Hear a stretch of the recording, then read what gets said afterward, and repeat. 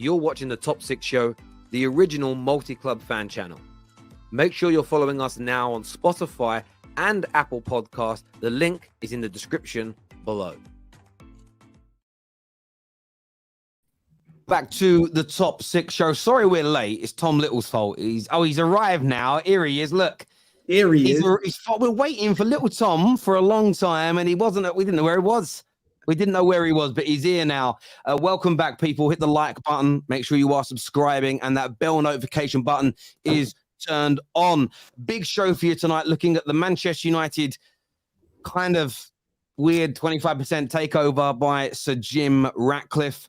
We're going to get an early little preview of the big game this forthcoming weekend of Chelsea versus Arsenal, as I've seen some madnesses from Chelsea fans where they're actually trying to slip in like 6 or 7 players into combined 11s. They are confident about that. We're looking back at England's performance as well, a few transfer rumours, plus any other subjects you want to talk about. We've got some familiar faces on the panel tonight. As we already mentioned, little Tom is here. It was a little bit late on the show today. Chatty Patty is back with us again. Top of the league, Chatty Patty as well. And man like Pete, it's been a while. It's been nice balloons, my brother. It's been a while. And Pete is back with us in repping Newcastle. And then 2 debutants on the Top 6 Show tonight. First of all, we've got Guna. Man like Saad is here with us, ready to with that bruised banana in the background as well, so we know who he supports. And Sir Oskey as well, all the way from Queens, New York, repping Manchester United as well. So we've gone international tonight. We like a little bit of that. So get your questions in, get your views in, get your opinions in. Our Maradon the moron here, late like the Qatari takeover tip. Bro, that is so dead. It's such a bad joke. It was 4 days old now, Maradon. But thanks for coming back and watching us, my bro. I really appreciate it. And look, that's where we're going to start. Man United's, I don't know what to call it, a foul takeover. Definitely when it comes to the Qataris, 25% ownership is going to come in from Sir Jim Ratcliffe, £1.3 billion of cash pumped into the club. And according to the reports, he's going to get full control, full autonomy over the football operations. A report has just come out now that he will be sacking John Myrtle in the process of the first 100 days or so, looking to bring the likes of Paul Mitchell, Martin Edwards into the club, wants to improve the infrastructure, stadia as well at Manchester United. I'll throw this to the rivals first, because everybody was fearful of Man United getting Middle East owners. I think most rivals were worried about that happening. This appears to be a much slower and steady process in terms of clearing out the Glazers, but there is cash coming in. There is a plan to, quote unquote, run the club better. As rivals looking at this, do you see this as good, bad, or are you a little bit indifferent to it? It's the best thing we could have asked for, because none of the problems have been solved. Absolutely none of the problems that Manchester United had have been solved by this takeover. By the sounds of things, Sheikh Jassim, although it could be, him trying to spin PR about it, he was going to invest in the stadium, invest in the training ground, invest in the squad. Sir Jim Ratcliffe is just getting the chance to run all that sort of thing, and he's paying a hell of a lot of money to do that. That's fine. He can do that, because that's not going to fix anything. Your stadium's still going to have leaks. Your toilets are still going to be leaking. Your training ground is still going to be behind in terms of the structure and the building of it. I've got no problem with all that, because that's what actually moves football clubs forwards, and you've not got it.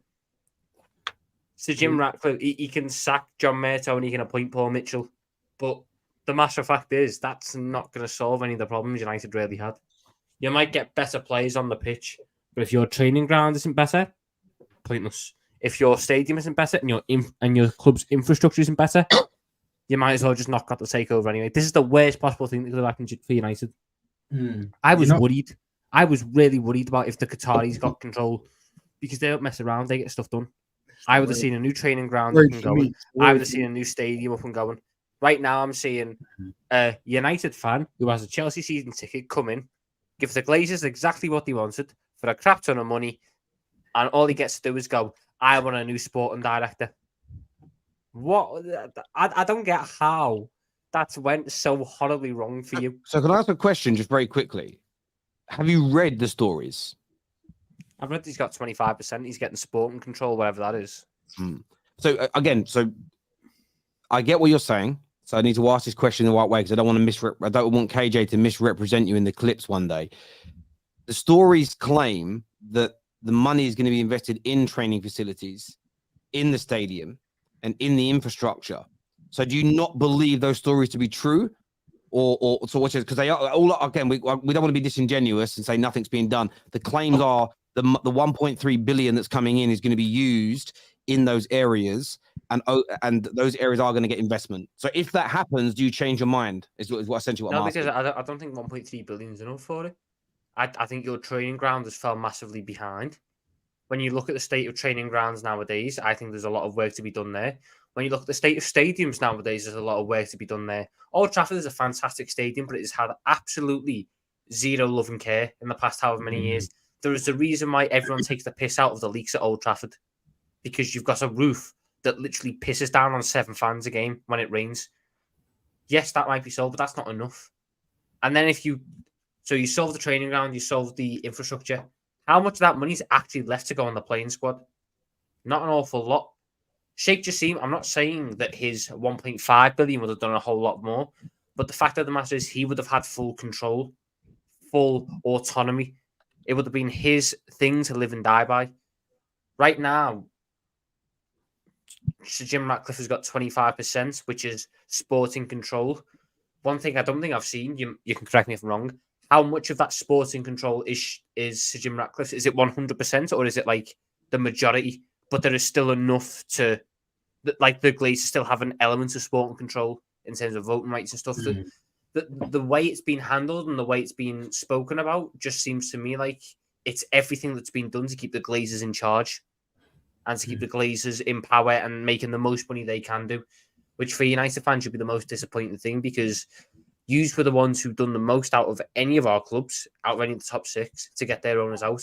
You were storming pitches, you were stopping games, and all that's happened is you've got the worst possible outcome for your takeover. So what happens at that point? At what point are they going to cede control and listen to you and give in and actually have the best interests of United at heart? Because this Sir Jim Ratcliffe takeover, that to me doesn't look like the best case scenario for United. That is the best case scenario for the Glazers, and that's how they make the most money without ceding any of the control and any of the money making. Yeah, I hear you on that. You know, oh, sorry. Go on, go for it. I just, firstly, listen, I just want to start off by saying, God bless the Glazers, man. God bless the Glazers.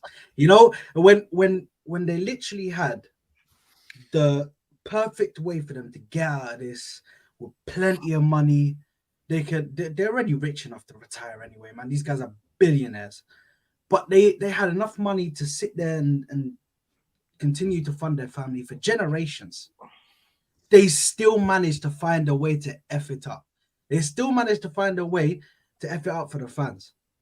They still find a way to manage to bring in somebody as an investor, as a 25% owner. And listen, at the end of the day, the fans were wanting one option. And I feel like it could have gone a different way. At the end of the day, even if you got Jim Ratcliffe, as long as he was a 100% owner and he bought the club outright, that still would have worked. That still would have been good. It wouldn't have been as good as Qatar, but it still would have been good. But for you guys to get him as a 25% owner, and then there's 2 ways this can go. It can either go, he comes in, takes full sporting control, is able to kind of take you from where you are now to a much greater position where you've got better people, sporting people that come in, can manage the club, can actually start by building the team, by bringing in better players, being smart with the players that you bring. Because let's face it, over the last 10 years, Man United has been a bit of a mess in regards to bringing in players that are big names, and that's all they care about. It's just, let's bring in the big name, just throw like 100 million at it, throw 80 million, throw 70 million at it, let's bring them in. And there's no real plan in regards to how they want to go in. It's like flip switch, just change managers. But there's a way where he can actually fix this. Or he can also be in a situation where he doesn't get enough control. They still have some sort of a control on certain things, and they don't let him do certain things. or this will probably be the biggest L that United fans can take, is that they go back on their word and they actually start bringing in more owners. They start selling out more of their stakes, more of their shares to other owners. And when you start bringing 1, 2, 3 owners and you have them as well as the Glazers, it starts to get messy. There's no real control. Everybody's keeping their money. And listen, at the end of the day, it's a real mess. It's a messy situation. So we have to wait and see what happens. But listen, at the end of the day, as a rival, I wish you no luck. I hope it doesn't happen. I hope that the club stays in the mud forever. But it's a mess for the fans, isn't it, who have tried so hard to get these owners out. And listen, at the end of the day, they're just soul-sucking vipers, man. They just don't want to let you guys go. They don't want to let the club go. I mean, is there even a guarantee with Sir Jim Ratcliffe's deal that he gets the opportunity to buy the shares off the Glazers, or is that just remaining in their power? That's what it is, though. I think they're going to buy it in increments. You're not going to buy it all at once. Yeah. So I mean, again, 50. You're never going to have this revealed in totality, but I can only speak through personal experience that if you do a deal where you're going to buy 25% and you're putting incremental, that there'll be stages and areas where you can trigger further percentages. I just don't. Again, we have to wait and see. But Sir Jim Ratcliffe would be a very silly boy to not have it written down that they can't sell their shares to other people in that process, because that would just, again, because you could create a further problem later on down the line. And I think there's a lot of questions that definitely need to be asked, because this isn't what I wanted. I didn't want a partial takeover. I wanted a full takeover. I preferred the Qataris to Sir Jim Ratcliffe. I wasn't as vehemently against Sir Jim Ratcliffe as I was that some people were, but I would prefer the Qataris. So this isn't the way around in which I wanted it to happen at all. At the same time, though, again, it's about now looking at what they're saying is going to happen, demanding to get certain questions answered. Where's the money coming from? So is the 1.3 billion being borrowed? If it's being borrowed, who's got the liability to pay it back? What's happening to our current debt? What is happening to the current debt we owe to football clubs for players? How much money is going to be put towards the stadium? How much money is going towards the training facilities? And if those areas are addressed with this, then there is a chance that Man United improve. That there is. Will we do as well with Sir Jim versus having the Qataris? We're never going to get that answer, because they're never going to own us now, as far as we can see. There are some things for Man United fans to be optimistic about, but you can't just bury your head in the sand and go, well, this is happening. You have to hold the club to account, because we've seen these Glazers before pull the rug from underneath our feet. But Oskey, from your point of view as a United fan, how do you view this 25% takeover from Sir Jim? And do you think that it can improve Man United in the short to medium term, or does that remain to be seen? I mean, to be honest, bro, like, am I happy with it? Of course not, but I'm one of those, you could say, I'm gonna look at the positive outside of it. 25% over an owner, and you're gonna be 25% owner of your most, you're gonna basically, you're speaking over the sporting director. Like, he wants to take control of the sporting aspect of it. He doesn't want to take control over everything else on the other end. You get what I'm saying? And I feel like that's what we need to focus on first. We all could agree is infrastructure, is system, is renovations. I'm not gonna lie, when I was there, water was leaking on my head when I was at Old Trafford, and I spent top bucks to come from New York to go all the way out to Manchester to watch a game, and I got water falling on my head. Food wasn't good, and it's something that was not something that I was trying to really, enjoy. But at the end of the day, I feel like also when it comes to Sir Jim Ratcliffe, he actually cares about the sport. He cares about the club. And we could all agree he's not. He actually knows football. If you ask the Glazer offside trap, they probably don't know nothing. And that to them is just a cash cow. It's just them to clean some money up. You know what I'm saying? So personally, you cook. I was getting hypnotized real quick with the camera switches. My bad. But personally, I think was it the best option? Of course not. I do not think it was a go. You know what I'm saying? But is it better than what we currently have? We could all agree it's better than the current situation. And the only way you could find out is once he gets his feet in. Because the only thing, let's be honest, every United fan, me being Arabic, and I was so happy about the Qataris. Let's be honest, it was about the pockets, my brother. We knew we was going to be set. We knew transfers wise we set, new facilities we set, and everything was about, okay, we getting money in. You know what I'm saying? So personally is we don't know what structure they would have brought. Granted, we did see them do a great World Cup. Granted, I think the Qatari group also owns PSG. I would say it's a successful project over there. Granted, it's League One and Champions League hasn't been as successful for them, but I think they definitely leveled up the project over there. But it's also Manchester United.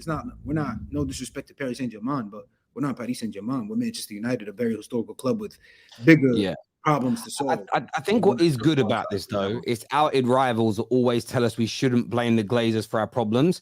The fact they're all celebrating that they're staying. So it's that bit of banter has now been deaded because rivals can't hold their shit, and they've revealed their hand that they are glad the Glazers are staying. So next time they say, I don't want to hear about the Glazers, remember why they're saying that, United fans, is because they don't want to hear the truth. They just want to hear you talk about very boring, basic, low-hanging fruit, things that resolve it and not really going to fix the football club. It's that they have showed their asses here again, rival fans, so quickly and easily, but there we go. They have to speak about us to stay relevant. That's really what it is. So I mean, I can't be mad at it, and it keeps us relevant. It keeps us relevant. Well, look, we know we're everybody's biggest rivals. We know that every single person on here wants to beat Man United more than any other team in a season. Maybe not Patty, but definitely Newcastle fans. Newcastle fans were singing about us in their first Champions League game in 20 years.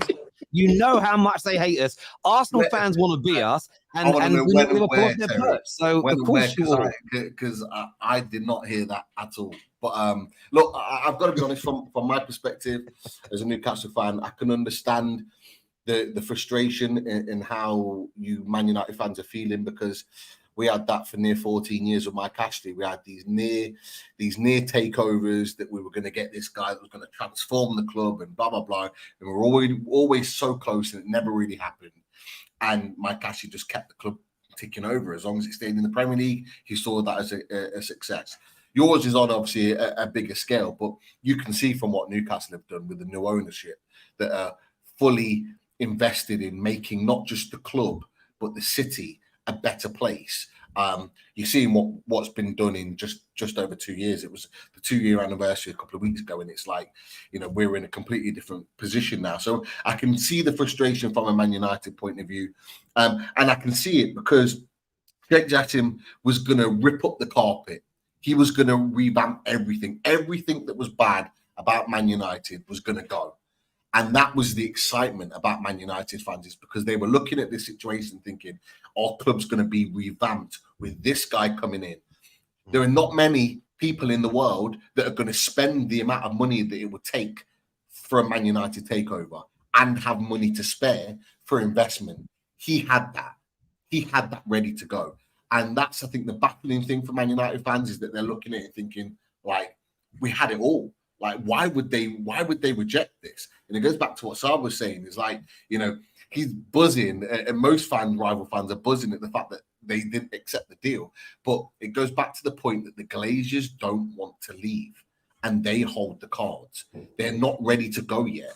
They're ready to release or relinquish a little element of the club, but only a little element. And that's going to be a big thing for me, looking from the outside in, about how Man United move forward. But from a club perspective, I actually think it's not a bad move with Sir Jim Ratcliffe coming in, because as you've mentioned, and Saad mentioned, and a few others have mentioned as well, I do think that there will be some things that you'll start to see over the weeks and months that will improve. Like you said, he's going to rip up and change the structure in the club. Certain people are going to be losing their jobs, as you mentioned at the top of the show, Terry. And I think those people that were so bad about organising and managing the club on day-to-day, you will see things improve. The problem is that Man United fans wanted it now. They wanted all those improvements now. They wanted everything ripped up and started again fresh, so they could see all these changes. And I think what's going to happen, it's going to be, there are going to be changes made, but it's going to be maybe over a longer period of time. Yeah, see those changes. No, mate, I agree. And look, part of me, people say go with your gut. What my gut instinct is telling me is that he will have full control over the sporting element. No one is going to give £1.3 billion to be vetoed by these owners. My gut instinct just tells me that nobody's doing that. Why? Because in my life, in my profession, I've dealt with people that have acquired and merged businesses, And I've never seen anybody do that. So I can't imagine that a man who is worth 29 billion pounds would, that's how rich, by the way, Sir Jim Ratcliffe is. People saying he ain't got any money. I would love to be broke with 29 billion pounds. In fact, he doesn't have as much money as States. We understand that, but he's a very rich man. So that element, he got brains, bro. That means he got brains. And of course. And I'm at a point where I think there will be improvements with this. I've said it all along. I wanted the Qataris because I thought it would be quicker, cleaner. And I just, having spent time in Qatar during the World Cup, I saw how they operate, and I wanted that for my club. There is a part of me that's glad we haven't got the Qataris from the backlash point of view, because we've seen what's happened to Newcastle when you got sort of Saudi involvement. We've seen what City have gone through with Abu Dhabi. Man United getting owners from the Middle East, you would never have seen carnage from the media. It made both City and Newcastle takeovers pale into insignificance. So there is a part of me that's is selfishly glad that I don't have to deal with everyday people saying, but your owners do this, your owners do that. Can we speak on this? Can we speak on that? That's part of that element of me is happy that I'm not going to have to deal with that, if that makes sense. That's the only bit that I'm like really chuffed about, because that was going to become very, very tedious indeed, dealing with that on a day-to-day basis, because we know what rival fans are like. We knew what the media were gearing up for, as an example. But I don't know. I'm sort of, there's lots of parts of me that are worried because I don't trust the Glazers in any capacity. At the same time, a billionaire giving 1.3 billion pound into a business that's currently valued, by the way, at 2.6 billion. So he's investing a lot of money. I do believe there will be improvements. I don't believe it is as big of a disaster as people are making out. That's if he's got his job done right. And that's after, again, 2 or 3 days to reflect and sit there and think about it. Am I worried? Yes. Am I concerned? The biggest concern I have is a story that came out today that's been ignored by everybody, and I can't believe it. All the Man United fans focused on the headline that lots of people internally at Man United now feel that United are never going to get back to their best because they believe the Sheikh was the only one that could get them back to the top. And United fans retweeted, going, oh my God, even our staff know.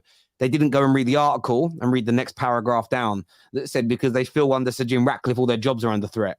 And they felt that the Qatari ownership were going to keep them in play. So be very careful what you read and how things are twisted, because those are things we've got to solve at our club. People that are backing the Qataris only because they might keep their jobs versus Sir Jim who might sack them. There's too much bias in that. I'm not taking that opinion seriously, because that opinion isn't based on what's the best for Man United. That opinion is based on what's best for me in my back pocket. Now, that doesn't mean that the Qataris weren't going to be great for us. But in terms of that story, creating that opinion, that is very much based on people whose jobs are under threat. And I can't take that personal opinion seriously. But there are things that can improve us, the things to be hopeful about. But what we need to do as fans is remain diligent, listen to what they're saying now and don't forget it, and hold the club, hold the Glazers and Sir Jim Ratcliffe accountable if we don't start to see these marked improvements, if we don't start to see the new infrastructure, the money being invested, the new people coming in to run the club. If none of that's happening, then 100% we know that we've been hoodwinked, and we'll see. And I've always been someone that looks at it from the perspective of, well, okay, that's what you're telling me. It sounds good. I'm going to give you the benefit of the doubt until you kind of prove me wrong. That's generally my outlook on these things. But I'm sure there might be a story that comes out in the next few days that makes me change my mind, because I feel very volatile when it comes to Man United right now. But I think there's things to be positive about, but also stay concerned. You know what, Terry? Just sorry. No, go for it, Saad. Oh, cheers, mate. Cheers. Here it comes. Here it comes. Listen, no, relax. Omar is so tense. Yeah, you know, since yesterday, I done a video of him yesterday. He was a mess since then, bro. This guy's been a mess since then. Relax. I know what's coming. Don't worry, man. I'm happy. But all I want to say is, based on his previous and based on his history, we've all seen what he's done with Nice. Would you say that even him taking the club over now, would that in fact have, or do you think he can handle? Because OG, whatever it was, Nice, that when he was handling Nice, Man United is a whole different beast. Man United is, and obviously I understand he's gonna give the commercial responsibilities to the Glazers. They're gonna take care of that. They've been taking care of that anyway. They'd never let that They never let that happen. They never let that fall. But for him, the footballing aspect of it, I think it might. If you look at his previous, it's worrying. Personally, for me, Why is it worrying? If he can't handle Nice, how is he supposed to handle Man United? Bro, where at the moment they have no 1 second, because you have a lot of problems in that club. You have a manager who can't drop Bruno Fernandes and Rashford, who do not look like they want to even work for the manager. You have players in there that want to work for the manager and can't get a chance. And you have a mess in that changing room. You have who? Sorry, so many injuries. Like who? Who wants to? See what I mean when I say here we go? Yeah, sorry, yeah. Who wants to play for us that can't get a chance? What's his name? Hannibal. What? He got 3 stars. Anytime but listen. At the end of the day, when he comes out and he doesn't play consistent games, hold on. Yeah, listen. At the end of the day, Mason Mount. Hold on. Oh, yeah, Mason Mount should be moved to that 10 spot. Yeah, Bruno Fernandes, take him out of the team. He doesn't want to play for the manager. Clearly, he doesn't put in the right performances. Rashford, I don't know what he's doing in that team. At the end of the day, you take out these players that don't want to play for the manager, and you will see an improvement. He has and this is only the beginning of the problems that he has to face. Only the beginning. Where are the goals going to come from then in that team? If you take out Rashford and you take out Bruno, who there is potentially the argument that they don't want to play for Erik ten Hag. I can somewhat hear that. I don't think it's true, but I can, based on what they've done, that argument can be made. Where are let's say Rashford gives you 20 goals, Bruno gives you 10, Rashford gives you 5 assists, Bruno gives you 10, 15 assists. Where are them goals being made up? Because Mason Mount ain't doing that. Garnacho, I think he's a good talent. He's not doing that. Mason Mount can't do what Mason Mount can. Mason Mount's their biggest chance creator in the team. This isn't Arsenal, bro. Okay, see these little dig. Okay, first. No, I'm just saying. Listen, at the end of the day, Mason Mount can definitely do that. If you put Mason Mount in the right position and you put the right players around him, we saw what happened when he played in. Who are the right players, in your opinion, at Man United to surround Mount to get his creativity levels to the same point as Bruno Fernandes, who for 5 years running has been creating the same amount of chances as Bruno Fernandes? He's the highest chance creator in European football for the past 5 years. Who are the right players to put around Mason Mount to enable him to do that, bro? Amrabat as well. Right. Putting Amrabat in that position, I can see him improving your team. So your midfield Amrabat, Hannibal. Tom, let him speak. No. 1 second. Because for me, you have to look at it like this. If you put, say, Mason Mount in that 10, you put in Amrabat in that team, and let's say, for instance, you put Casemiro, who technically, in my point of view, I don't really think he's been doing too good since this season started. I don't think his performances have been up to scratch, up to what they should be. And let's face it, he was. I'm not going to say that he didn't do well last season, because when he came in, he had very good performances for you guys and showed that he had levels in him. Obviously, he had moments where he got sent off, but for me, I feel like for instance, if we go back to the Crystal Palace game and we see the midweek game. So let's stop you for a sec, bro. So what I'm hearing is play Casemiro and Amrabat in a double pivot, and that turns Mason Mount into KDB. That's what I'm. So you're telling me those two players behind Mount, and you get KDB level creativity. Oh man! But if you put Mason Mount in the middle, if you put him in the middle, I reckon you will get more out of him than Bruno. At the moment, he'll have more willing to play for the manager than Bruno. I agree with the double pivot. How you know that? I agree with the double pivot, but I don't agree with Mount. Mount is nowhere near as creative as Fernandes. But how would you get more? My fault. But how would you get more out of him in that position than Bruno? That's what I don't understand. Like people saying that Bruno don't play for the manager. Yeah, I know what Saad's doing here. I've been in this game too long. Okay, and they've been in this game too long. He's putting out opinions that hopefully Man United fans go, yeah, that makes sense. I don't like Bruno. and it helps to sabotage the club. That's what he's. Yeah, but you must be dumb.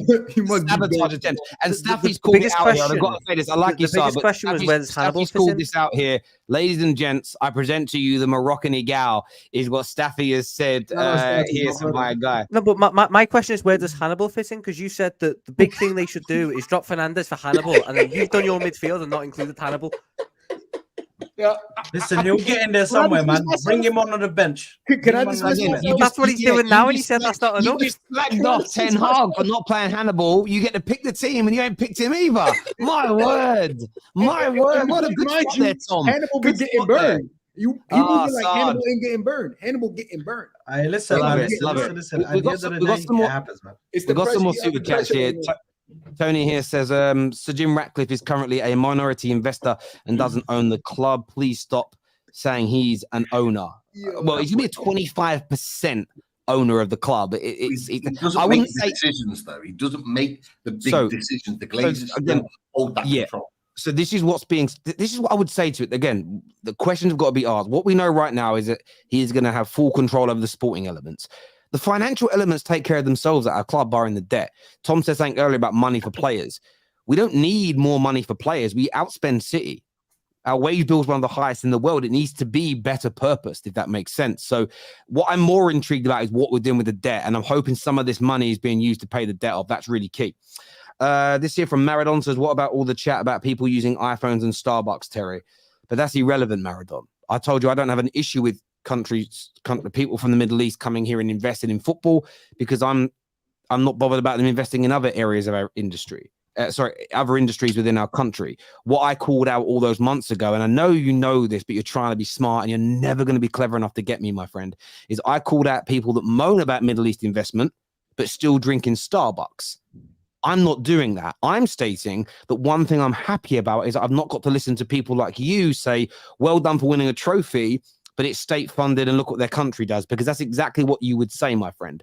So thanks for proving me exactly right live on this show, Maradon the Moron. Well, now you have to shut up about the Glazers because you've handed over footballing responsibility to Jimmy Boy. Money move, mate. More of the same. That's a really good point. That's a really good point to a degree. But where it falls down is if the Glazers accept this investment and for him to run the football element and we don't improve, that means the Glazers have made the wrong decision. Thus, they'd be to blame, wouldn't they? Again, Bass, you super chat a lot. I respect you, but critical thinking, layered thinking, go be like deep what you've said. The Glazers can't be blamed. They have decided to do this deal. So if it fails, of course they're still to blame. It's quite literally their decision to do this. How could it not be their fault, my friend? But good try again. The Glazers are always to blame, the same as any business owner is always to blame if their business fails. In every business that's ever existed since the dawn of motherfucking time. Stop it. It's just, it's the Glazers. Stop trying to defend them, you weirdos. You'll never beat me on this, ever. My fear, Man United can't be worse. Sir Jim, hold my beer. It could happen. Can you imagine? No Qatar or oil money. It's Jim. What's that? Rilla. I don't know what that means. Yeah. Thank you, bro. That's Canadian. Yeah, thank you. United sound like they're being brought on Klarna. Yeah, a little bit. Is the Sheikh going to buy Spurs? He could do. He could go and buy Spurs now. He could go and buy somebody else, and that could be quite painful if that works out for United fans and our vision. Buzzing at that. That's buzzing at that. As much as I want to banter, it could potentially be a small step forward. It all depends on what the Glazers allow him to do with that 25%. It's a wait and see scenario. Yeah, I agree with that. That's what it is. It's the best way to break it down, to be honest with you. Tom, how does it feel to know Man United have been more successful under the horrible Glazers than Liverpool have been in the same period? I mean, it's not very good, is it? But right now he's on better, so I don't really care. That's a good burn, actually. But it's not an appointment. They sold it. Yes, but it's their decision. If I take investment, I own the football terrace. If I take investment and sell 25% of the football terrace, and that person comes in and damages the football terrace, I am to blame. Bruv, try again though, please. Try again. E for effort. On the flip side to that, if Man United under Sir Jim Ratcliffe's sporting responsibility start to turn things around and maybe win a trophy or two in the next 2 or 3 years, a Premier League, maybe a Champions League, hypothetically, will Glazers get the praise from the fans off the back of that? No. They've made that. But that's where it comes in. I'm The just 25%. My bad, Terry. Go ahead. I'll just put it out there. So again, for me, I don't think I'll ever change my mind about how I feel about the Glazers. But if this ends up working, and I'll praise it and say, well, it's helped my football club, because all I really care, as much as I don't like the Glazers, my actual motivation and care is I want United to be successful. So if we improve, I'll say well done to all parties involved. I'd still like them to completely sell the club. I would still like them to be gone. I don't like the idea of them making money out of us after what they've put us through. But at the same time, if it ends up being the correct decision, then yeah, I'll praise it, because I'm just not like bitter like that. Does that make sense? If it works, I'll be celebrating. I'll be like, yeah, great. Do you know what I'm saying? But it would also prove that the way they've run the club, especially in this last decade, and the reason why this could work with them owning the club is there was a 9-year period where they owned the club before. And we won more Premier Leagues, as many Champions Leagues, and as many domestic trophies as anybody else in England in that time, because we had good people running the club with Sir Alex Ferguson and David Gill. So it can work. It's just about how you're run. And I've been talking about this now for 10 years on socials. How you're run is more important in terms of a foundation than your manager and players. If you're run poorly, a great team of players will fail. If you're run brilliantly, you could have a squad with the overall quality of Brighton, and look what they're doing. It's just so obvious for me. Too little, too late from the Glazers is what Ginger Bish has got to say here. This here says, when it comes to Bruno, do you feel his numbers are skewed by the fact that that the play goes through him? Remember 3 years ago when Arteta dropped our best player and put Saka and Emil Smith and Martinelli. You could argue. I understand that argument, but as far as I'm aware, and this isn't meant to sound horrible, the player's always gone through the playmaker in every team I've ever watched. That's literally his job, is for the ball to go through him as a playmaker. Before he was here, the person that predominantly played that role for us was Andreas Pereira, and all the play went through him, and he wasn't scoring and creating at that rate. Bruno Pogba, when he played more advanced, wasn't scoring and creating at that rate. So we've had other people that have done it before him and not delivered. So there is an element of it that's on the player himself, but good super chat. The best part is we all knew the Qataris would get someone else. United fans will always have the wonder, what if, but Mbappe to Old Trafford. Yeah, that ain't happening. Mbappe to Old Trafford ain't happening now. It wasn't happening even if we signed for them, bro. It wasn't even happening if they signed. So we got the Qataris. So regardless, maybe Jim brings in Jean-Claude Blanc. Is that Blanc? Sorry, Jean-Claude Blanc. I was going to say Van Damme for a minute. Just for a second, I was going to say Van Damme. Can you imagine if he has... Oh, mate, listen, if he appoints Van Damme, I'll love him. Just for the vibes and Mitchell. Yeah, look, there's some really good people he could bring in, but Tom is right. He said it earlier. Infrastructure, training facilities, other areas of the club need to improve. One of the biggest things that's helped Newcastle, and Peter attested this, is instead of all these new signings coming in and seeing the ice baths as paddling pools outside, they're actually... like, things like that matter. Don't be surprised if Bruno and Portugal win the Euros. You got to get to England first. Just to add to what you said about facilities and all the rest of it. And I kind of laughed when you talked about the paddling pools and using the dustbins as ice baths, because that was literally our experience under Mike Ashley. We had to do that.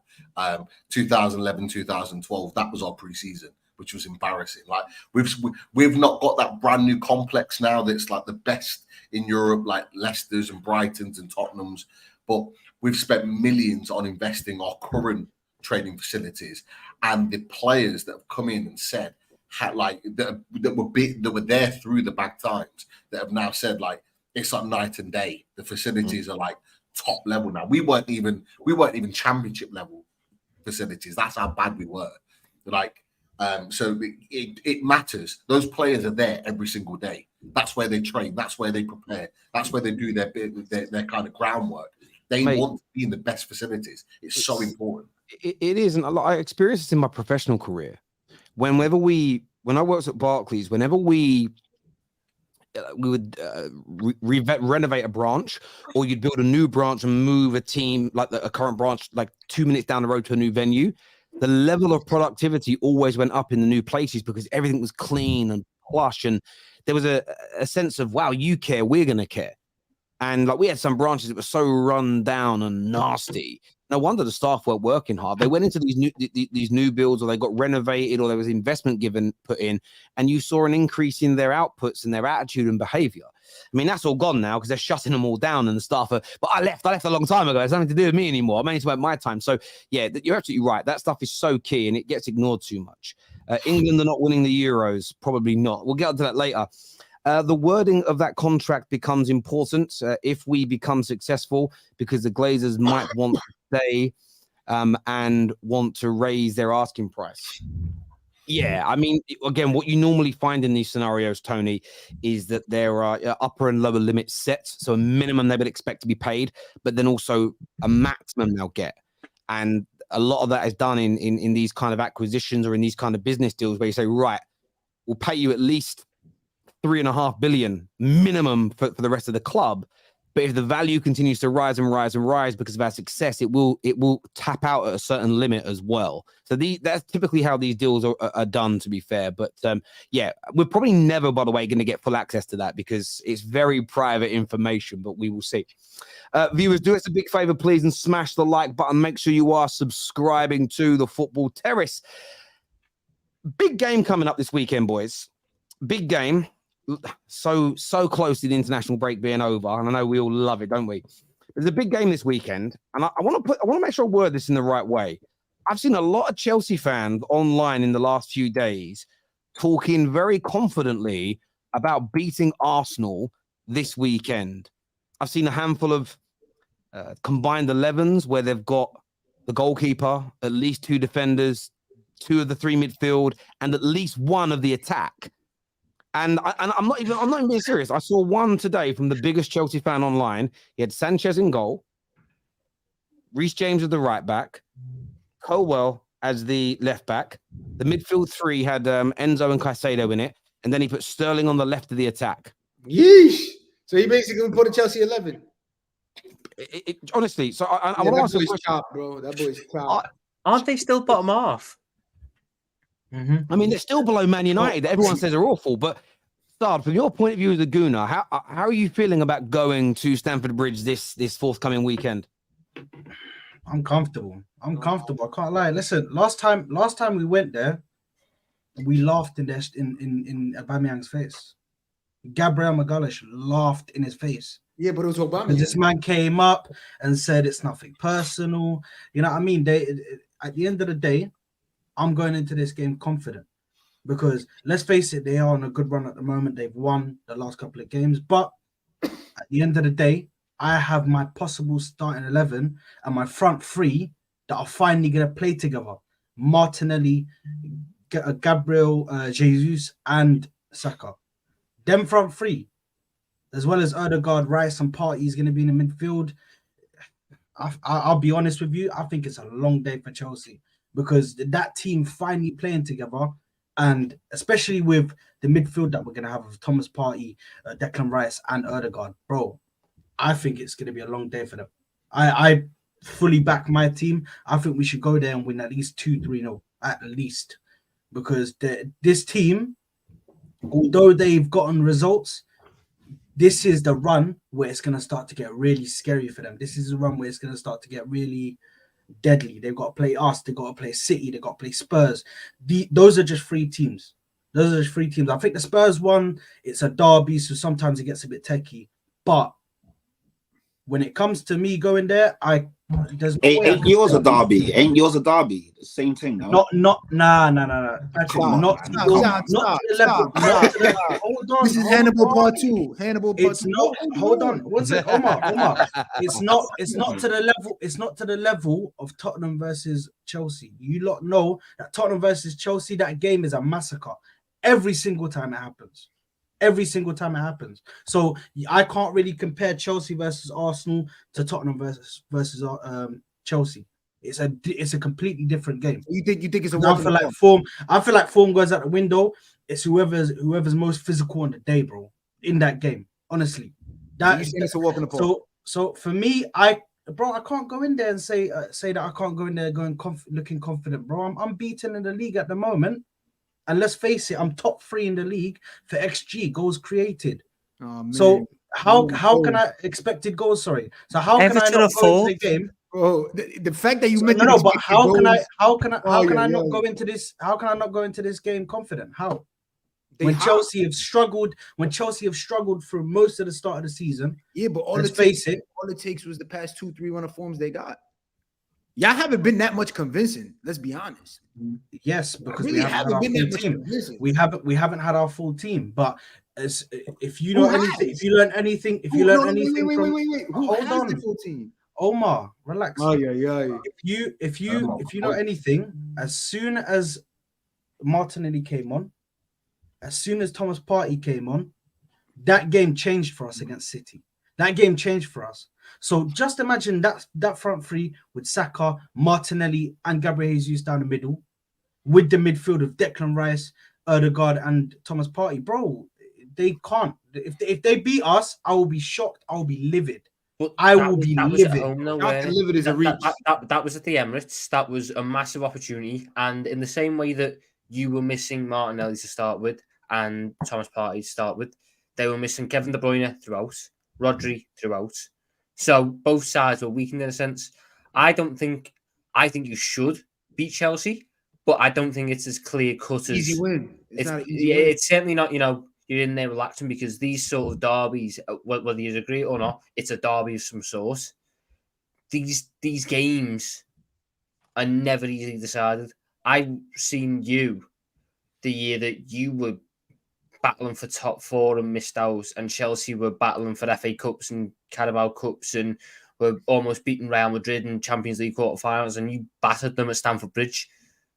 Like, form doesn't really play as big a part going into it. Little. I look at Chelsea and I see that they've done a lot of good going into this game. As much as I dislike them because of the whole summer, they've done a lot of good in terms of stats and their underlying numbers going into this game. They might be a weird way of looking at football.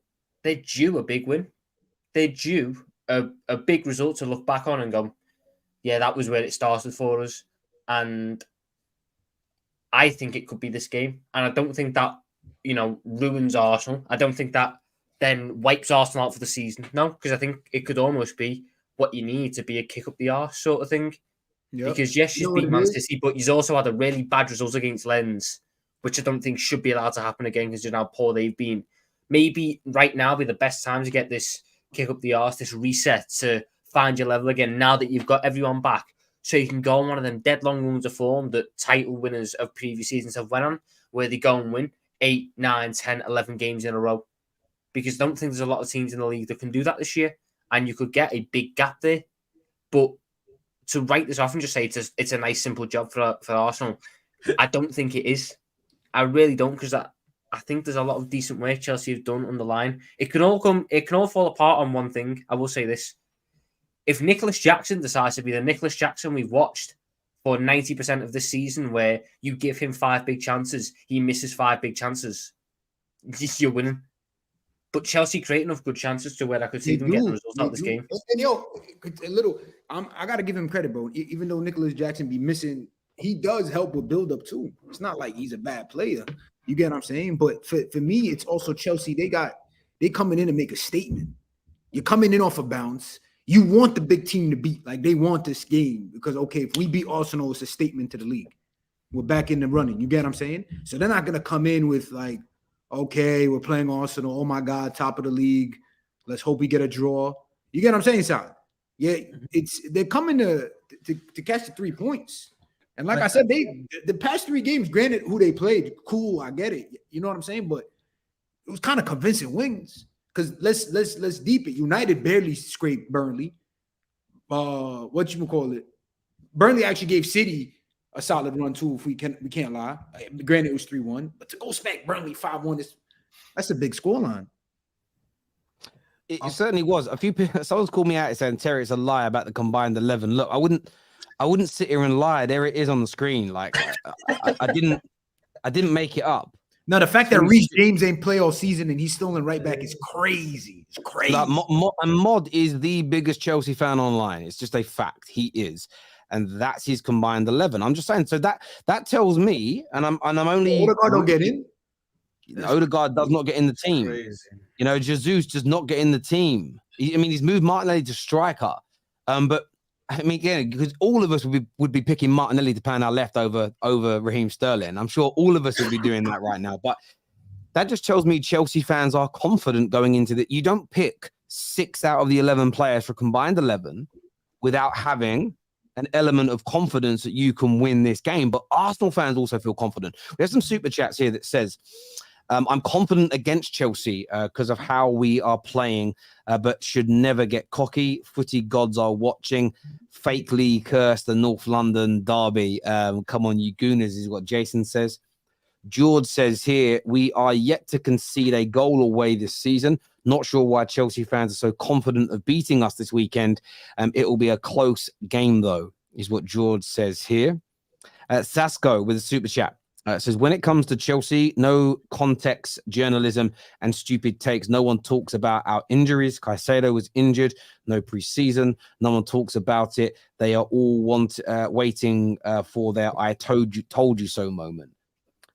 What do you make of that, Patty? Do you think Chelsea are being too harshly treated by the media, too harshly treated by rivals? No, not at all. I mean, Chelsea has spent so much money. And they brought in a big-time manager in Pochettino.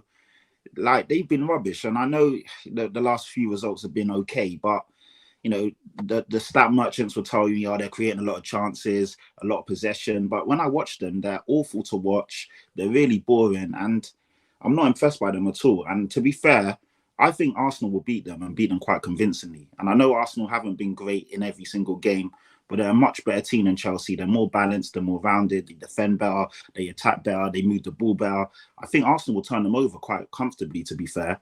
And it's just how it is. I hope, to be fair, I hate both teams, so I don't really care. I'd rather a score draw, no clean sheets, maybe a 1-1, nothing more than that. I don't want too many people getting on the score sheet. But I think Arsenal will beat them and beat them convincingly. This Chelsea team, they're quite fraudulent. I think Poch is just not the same guy he used to be.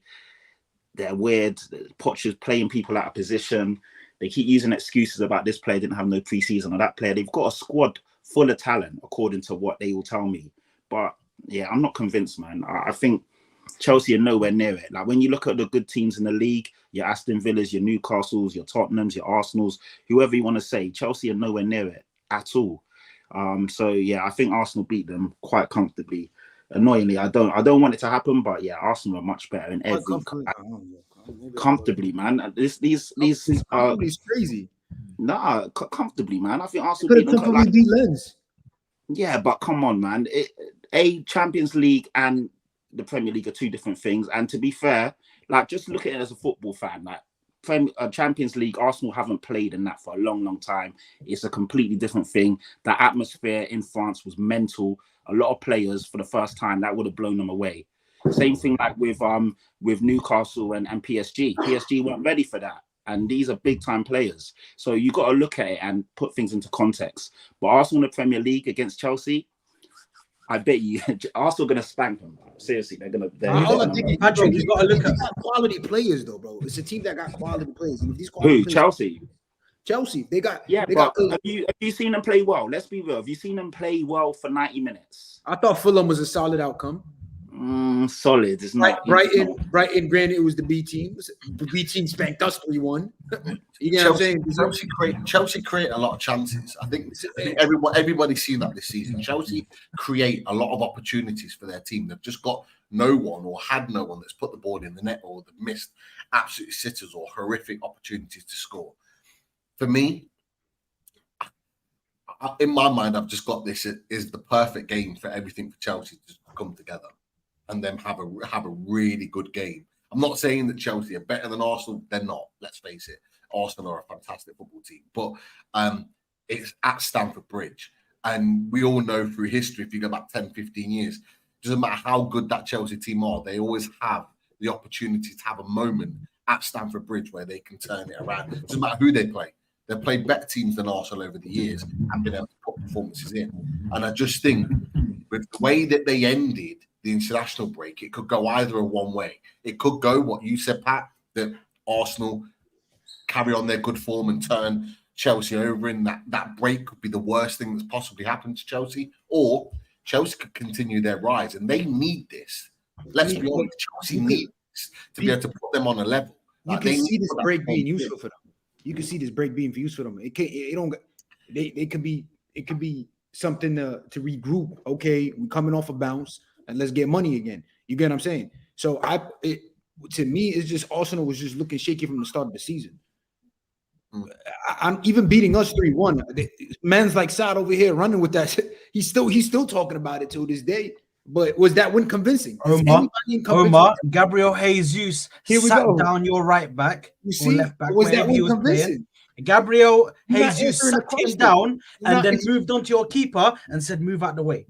Okay, let's leave it at that. Yeah? I mean, dropping Andre Andre Onana this season isn't something to be proud of. I watched Taiwo one. A lot sliding is really not. It's not like you moving like you make it actually cold side or something. It's the look. You know what I'm saying? It's not. If it was Wan Bissaka, would have been a different question. But you're still not answering. Was that a convincing win? It wasn't convincing, of course, but the thing is, you have to look at it like this. That's all I want to hear. Hold on. That's all I want to hear. Hold on. The low sliding. Hold on. The low Hannibal part 2. Hold on. Going in there. But Omar, you have to understand the reason why I'm coming with confidence. If my team is not at 100%, which right now, I think we're in second gear. We're not playing particularly to our highest level. If we're not at our highest level and we're still able to put our performances and still able to get through wins, that is what champions do. That is what a top team does. Even when they're not at their top level, they still manage to grind out results. They still manage to get results at the end of the day. So even if you're not playing well, you're still going to get results. For me, my away form is spectacular. When I go away, for some reason, I don't know where it is. We got some backwards thinking over at the Emirates because away, we're amazing. But then when it comes to coming at home, it all falls apart sometimes. So what I'm saying is my away form is brilliant. My defense at the moment is spectacular. So I don't see how they're going to score the goals when already they get chances and they can't finish them. I don't understand how they're going to get the goals when my defense has been amazing nearly all season. We saw how they came up against Man City, and I go back to that game again because let's face it, although they're missing De Bruyne and although they're missing Rodri, that's still the fact that Haaland did not even got 0.00 XG in the game is crazy. So let's face it, they're not coming up against a defense that's iffy. The defense has been playing very well. So I have to go into this game confident. I'm sorry, but my team is good and we play well away. I hear you on that. Some super chats here. First one says, Reece James has a 83% loss percentage against Arsenal. That's mad. That's actually a mad stat to know. Isn't he not still like injured? No, I've heard he's going to be back. I've heard he's going to be back for Saturday. Oh, so we'll do another game then. Who's TH? Let's just hope he's 100% fit this time. Tottenham. He's saying Tottenham. Yeah, this here says, besides Tottenham, Chelsea have had the easiest start of the season and still lost to Nottingham Forest at home. We've not seen our best midfield three and front three play together. That's from Emmanuel, who's clearly a gooner. We ain't even had an easy start. I don't know where this fallacy has come from. We've played 5 away games. That's not an easy Well, it was start. created by Opta created it's Opta stat thing on who's had the easiest to the hardest start. Yeah, that's in fairness, that's not been created by fans. That's been Opta did that. They put out some numbers on it. Don't get gassed by Chelsea's position. Chelsea's squad is great. If Jackson doesn't work, Osherman for 150 million, no problem. 500 million investment recently too, is what Jimmy O'Hara's got to say. But Jackson's coming because Aubameyang didn't work, and Aubameyang came in because before Timo Werner didn't work, and Timo Werner came in because didn't work. And I forgot Kai Havertz in there who didn't work. Chelsea just seems to have this long thing of it didn't work. Armando Borja was the next big thing, didn't work. Keep going, my brother. So far that list, I've got 6 didn't work and 0 worked. So logic would dictate out of, based on previous history and everything, Osimhen has a greater chance of not working than working. And that's to say Osimhen's a bad player, but it's just the environment and the way Chelsea's worked recently that not a single striker, bar Diego Costa, has been a success since Didier Drogba. This here from Kingsley. He says that you guys know that Chelsea have the second best defense in the Premier League. Do they? I thought it was Palace. I hear all the stuff. I hear all the stats about Chelsea, but I don't think they're crap. Who's Terry? Who's the first? I don't know. I'm just. Yeah. I read Arsenal and Chelsea are in the top 3 for best defense this season. Chelsea are getting turned over, man. Patrick's giving up. He's like, yeah, they're getting. City and Arsenal conceded 6. Chelsea and Arsenal. I know City and Arsenal conceded 6, but I thought Palace had conceded 7. Because like they have a really good, they don't score a lot, but they've got really good defensive numbers. That's why they're not, bottom. So I don't know if they've got like the same level as Chelsea. But Bill, don't tell us that. Blaze here says, all I'm saying is Caicedo and Reece James always celebrate against Arsenal, and Chelsea's win percentage increases exponentially when Reece is back. That cocky fan don't go anywhere. Surely Reece James doesn't celebrate against Arsenal if he's got an 83% loss rate. It's crazy. Or does he just really celebrate that one win he got? They're living on that one win that they got where Lukaku scored and then Reece James done that goal across goal. That's it. That's the only win that they're referring to, bro. Come on, man. These guys are gonna sit here crying just because I'm confident because I'm the better team. It's crazy. A lot of people are forgetting how well Chelsea played against Liverpool in the first game of the season. I see a draw as I believe Arsenal will be overconfident, is what Zayn Shah's got to say here. Oh, yeah, this is an interesting one. This is at you, Patty. This says, how cute, Spurs back in Arsenal, North London family. I'm not backing them. I just think Arsenal are the better team. I'm not going to sit here and just lie just for the sake of it. Like, it's mad. Arsenal are much better than Chelsea. I don't think Arsenal have been great this season. I do feel they've got more gears to come. And I think if Saka, Martinelli, Odegaard and Jesus are playing in that game, it's going to be a long day for Chelsea. It really is.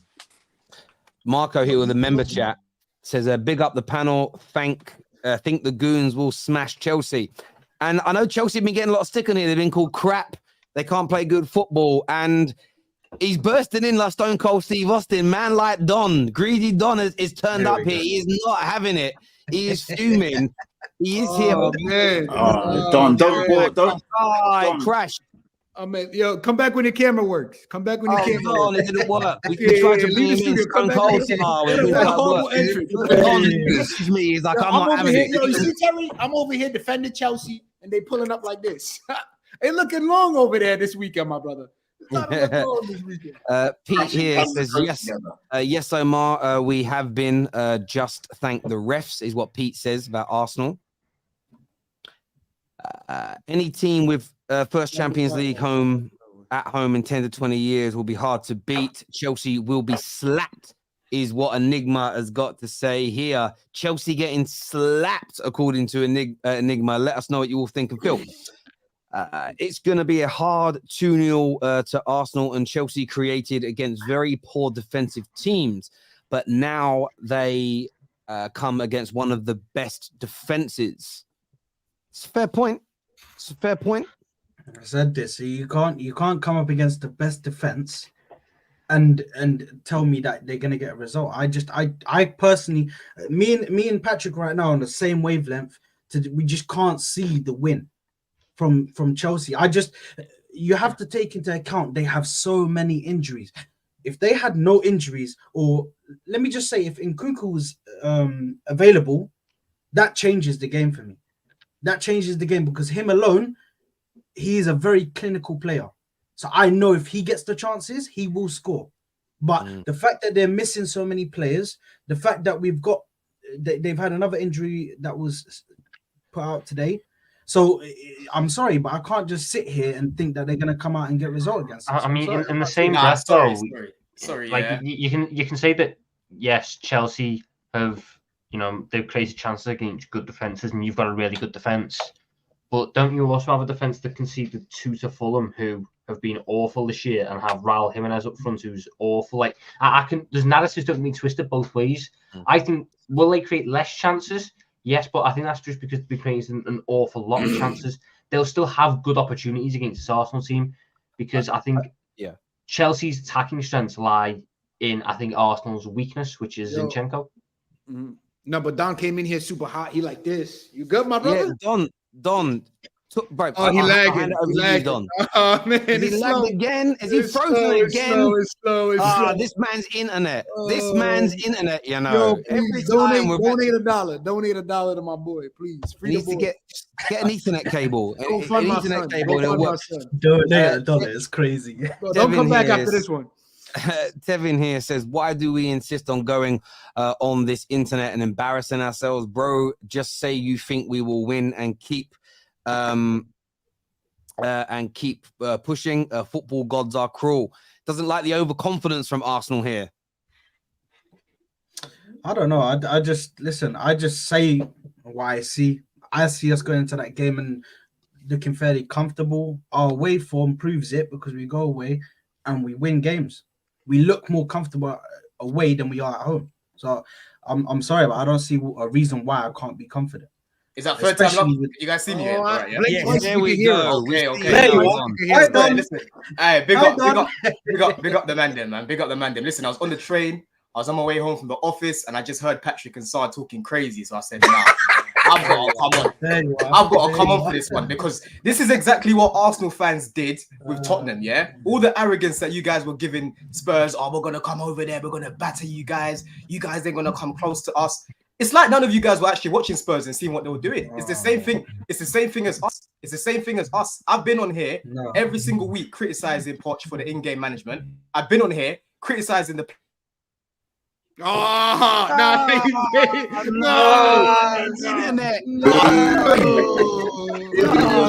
as well, you know. Am I back? There we go. Keep going. I don't get what's going on, man. But yeah, I've been on here criticizing us the first few weeks because I wasn't enjoying the football that we were playing. And I was asking for Poch to like bring on certain guys like Cole Palmer, you know what I'm saying? Drop Gallagher, who has actually leveled up now that he's being played further forward. So we're actually playing well the past 3 games. I can't fault how we've been playing and the individual performances that guys like Cole Palmer have been putting in. It's no surprise that Cole Palmer's created he's created 3 big chances, right, in 3 starts, okay? That's 3 less big chances that Havertz created in 3 years at Chelsea, by the way, yeah? He's got 3 assists in 3 games, by the way, yeah? I don't understand why Arsenal fans think it's going to be a pushover. They're going to come to the bridge and just bop us all over the park because when I've watched you guys this season, I'm still not convinced. Do you know what I'm saying? You struggled against Fulham. Paulinho bossed your midfield. He didn't do anything against Caicedo, Gallagher, and Enzo. Do you know what I'm saying? Now we're actually building a bit of chemistry. Poch is actually playing attackers now, and we're creating better chances. So we've got every chance of beating Arsenal when we play you lot. I think this game's going to be a tight game, but it's all. No. Terry. He gets bent. Look at him pause. Someone screenshot that. Hey, yo. Duck lips and all that. Hey, yo. We gotta get a GoFundMe for Dons to get a new laptop or better internet or something, bro. I don't get GoFundMe going. I don't get what's going on. Show us the hairline. I don't get what's going on. No, not now. I don't get what's going on with my camera, but yeah, man, listen. There we go. No. I wanted him to finish so I could then rebuttal. I think he's still on the train. The bruv's modem. His modem is like it must be a potato, bruv. So it's got to be something. I don't know what it is. Too much. You there, Don? Oh, he popped off in Dubai. Look at the picture. He in Dubai right now. All right. You in Dubai with my wife not looking like that? You in Dubai with my wife not looking like that? Donnie. That's that Chelsea internet, bro. You know what I mean? Oh man, I think honestly after that little spiel, I think y'all win. This here says even the network is telling Don to shut up. Is what Pete says here. You're not in Spurs' level this season, is what I'm saying. Got to say here. That's crazy, Terry. For him to say that, you cannot compare yourself to Spurs this season. Spurs have been levels ahead of you. Yeah, I wanted him to finish so I could then come back, but he's gone. So I wanted to finish what he's saying because we still gonna stay at the sunset in the Sahara picture, or I guess he's gone. This is an interesting one. It says Colwell versus Saka. Colwell at left back is bad and will get exposed. To be honest, they'll probably double up on Saka anyway. But I still seeing him be able to kind of utilize that right side and be able to get past Colwell. I definitely feel that that's actually going to be a weak point for them. Obviously, with the right back position, they've got Cucurella there as well. He's playing very well. Since he's moved to that right back position, I think he's played very well for them. Nah, But since if they he- go and since he got start these connected with us. checks, yeah, I don't know where it is. As soon as he got a call out, or they said they were going to sell him, listen, this guy has said, no, don't worry, you can keep. But I can't lie to you. I feel like that position right there with Colwell, I just feel like he's not a left back. He might be a left centre back, but not a left back. I've Definitely got my camera that was acting up, so I've changed it to my laptop one. But It was the camera, was it? It was the camera. not. There you are.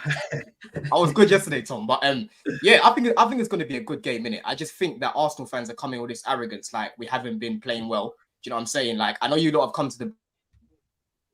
It's not the camera. Oh, it was the camera, was it? camera. It was the camera. It is not It was the the camera. camera. Still, it was the Oh camera. It my was the God. camera all along. Nice. My Don, connect- you're my- finished. My connection's finito. Dom, Yo, my who- brother, it's time to hang up the boots. Time to hang up the boots, my boy. His connections will stop starting and change the season. Nah, it's mad. Done It's a now. mad one. Done. It's a mad one. Listen, people, you're gonna stream. Get an Ethernet cable. Never use Wi-Fi to stream, people. You can have 5 meg broadband. It works with a cable. Don't use Wi-Fi. This is an interesting super chat. Terry, Gallagher's press will be different on Saturday.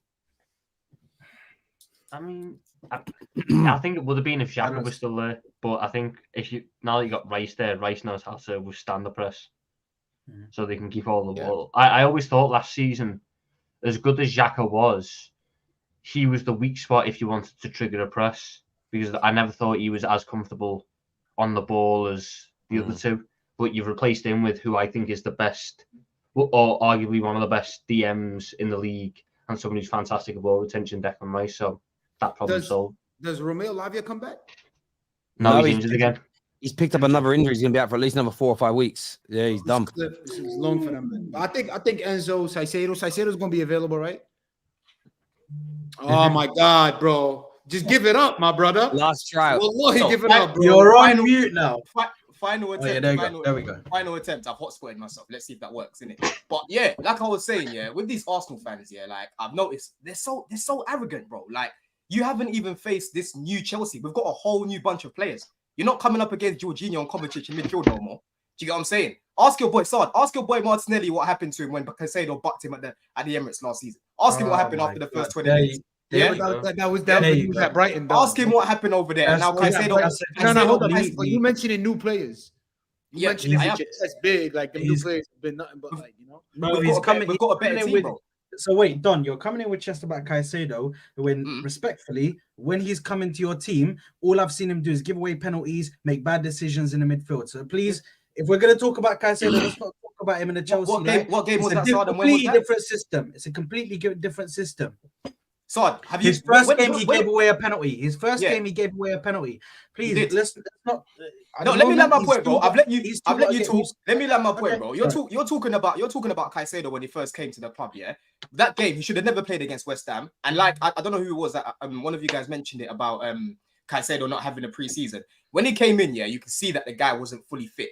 Do you get it? And you could see that he was trying to get used to the team, and he just wasn't. He wasn't cohesive within that unit, bro. The past 3-4 games, I'm seeing the Caicedo that I was seeing at Brighton. Do you get it? You're not going to see the Caicedo that you saw against West Ham. Caicedo is now here. Do you get it? Enzo and Caicedo building a little bit of a that's relationship. crazy. That's crazy. Enzo and Caicedo are now building a little bit of a relationship. You've got- Y'all remember this, right? Caicedo is now here.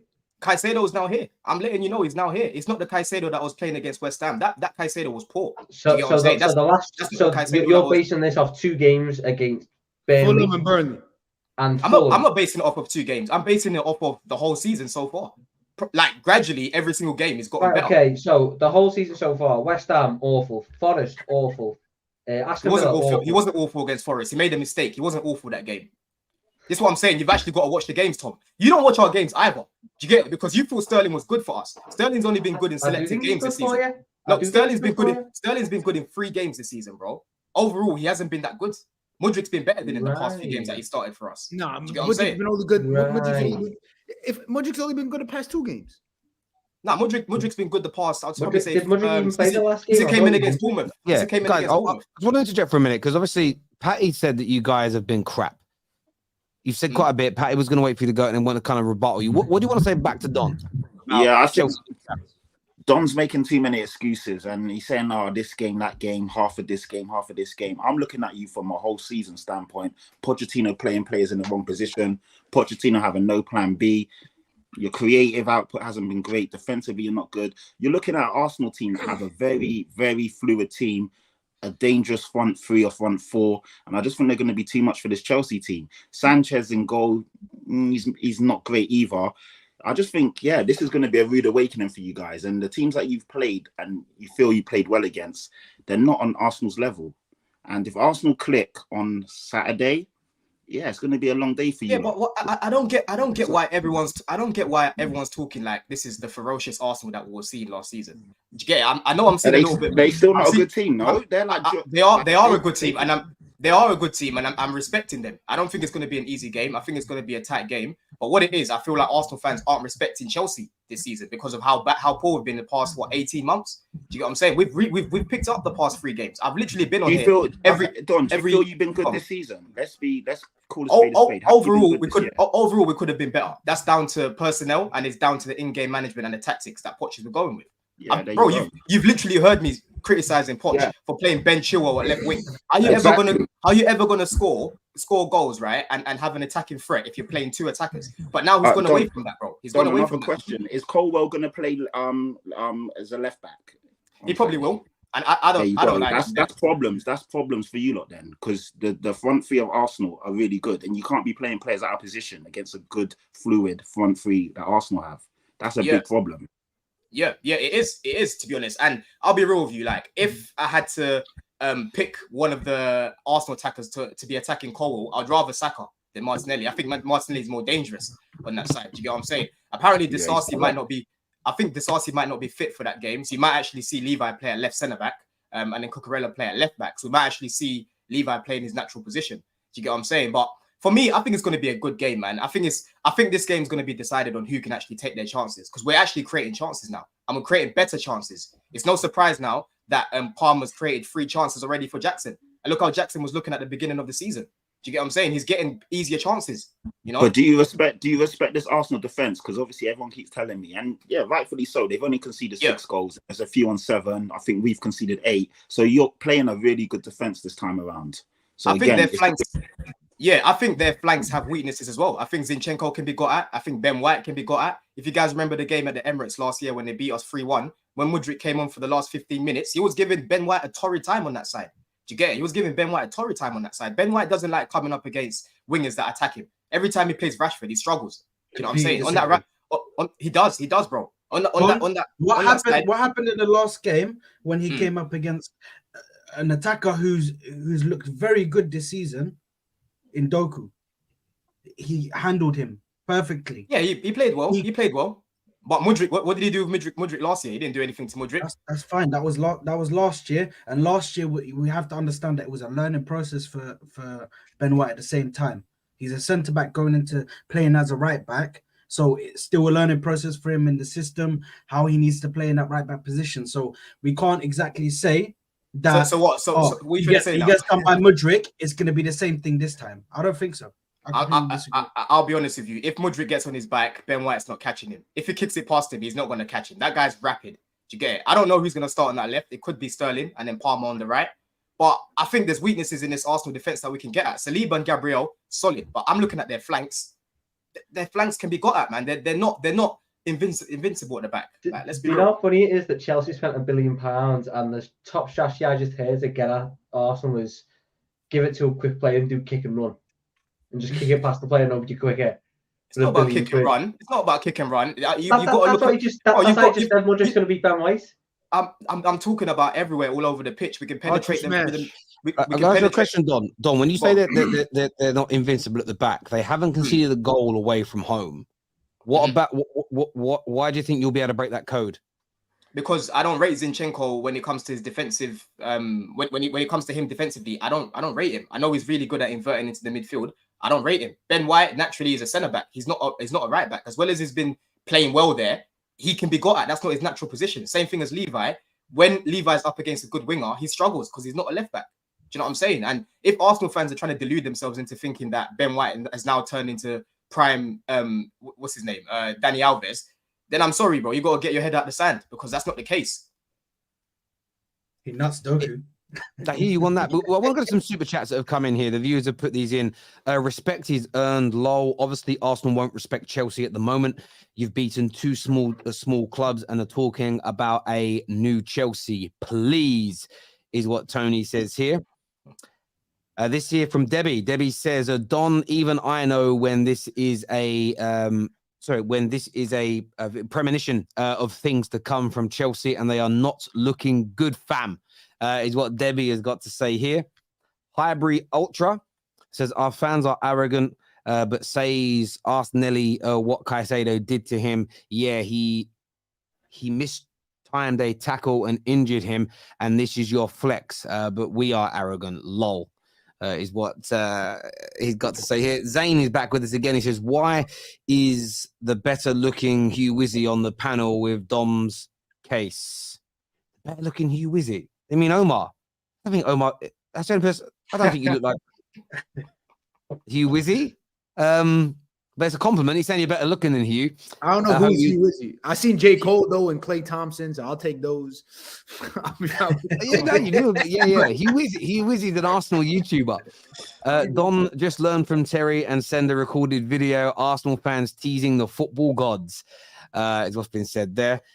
Jay says saying Arsenal fans are arrogant while I've seen 12 plus combined 11s from Chelsea fans today, and all of them only have one or two Arsenal players in, is wild.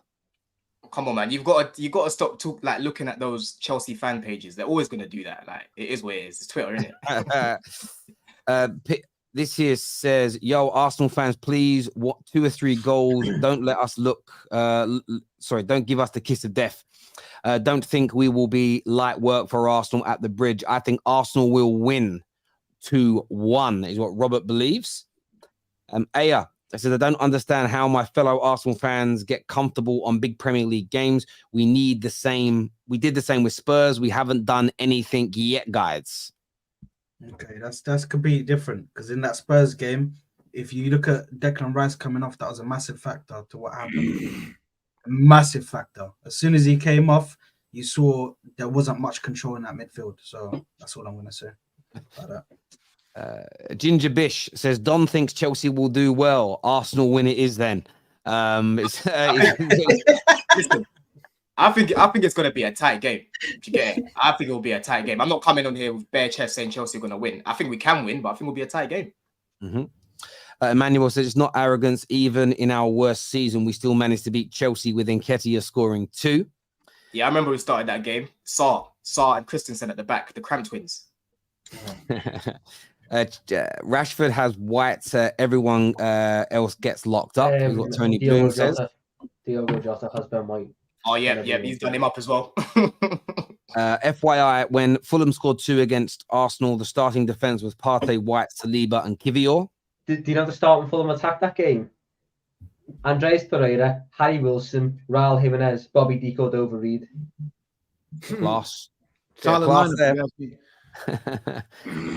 Deluded Don, you won 2 games in a row finally, and now Chelsea are the best in England. Calm down. You were crying all season before that. Thanks for the super chat, my bro. Anthony here says, come on, man. Arsenal D.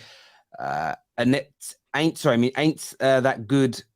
Got lucky against Man United, chalked off goal. Spurs ran around their defense. Fulham made them look bad, and City were missing stars. So, and Arsenal have not been that good, is what Ray says. Yeah. Okay, fair enough.